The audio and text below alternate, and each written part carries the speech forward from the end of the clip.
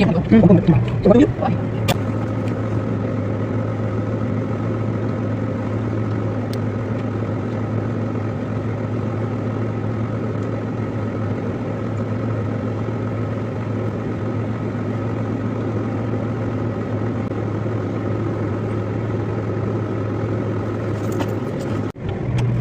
dia punya landmark. Going in. Oh, ada biar buat. Dia tengok jalannya kotor tak? Oh ya. Dia baru cuci kaya.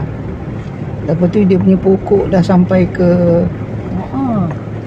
pokok dia dah sampai ke tepi apa? Masuk jalan. Sampai tepi jalan. Itu sekali tu dia datang bertembung dengan Ramli dekat dekat simpang ni.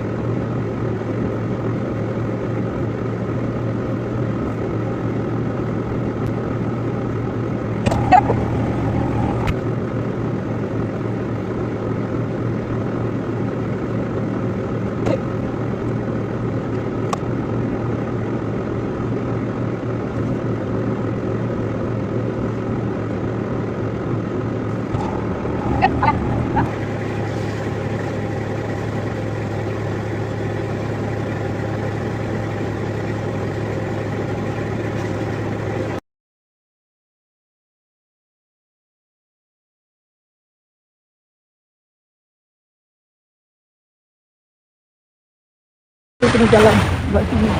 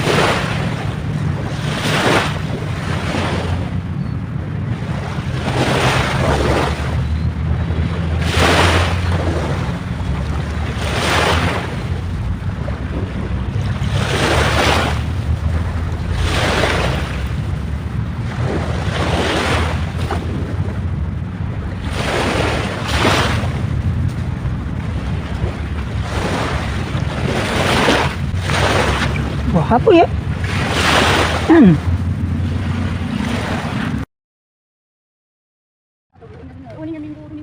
Yang ribut tu. Sanya.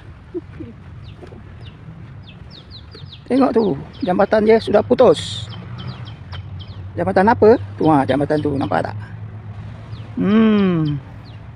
Daripada sini melintas nak ke sini, dia putus di situ. Tapi masih lagi boleh berjalan daripada sini jalan tepi tu untuk nak ke pulau tu. Sebab kat pulau tu ada satu tower. Bagi kesan-kesannya. Di mana putus pokoknya? Di atas tu. Ini mandi banyak. Wah. Ni air ni. Dia tenang.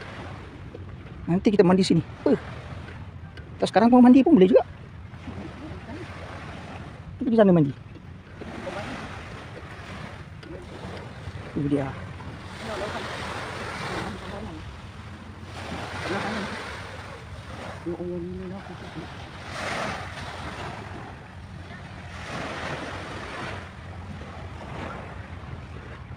Kami park di sana. Tak nampak pun Tommy. Where is Tommy? Tak nampak. Tommy sebalik pokok sini.